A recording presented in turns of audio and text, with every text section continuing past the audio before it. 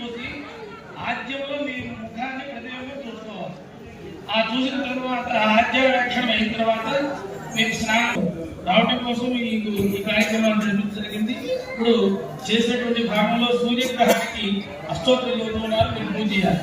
ఓం సూర్యాయ నమః, ఓం గరుడానందసింహవే నమః, ఓం అసమానబలాయ నమః, ఓం ఆర్తరక్షకాయ నమః, ఓం ఆదిదేవాయ నమః, ఓం ఆదిభూతాయ నమః, ఓం పరబ్రహ్మగా భావించి వరాలు పొందారన్నమాట.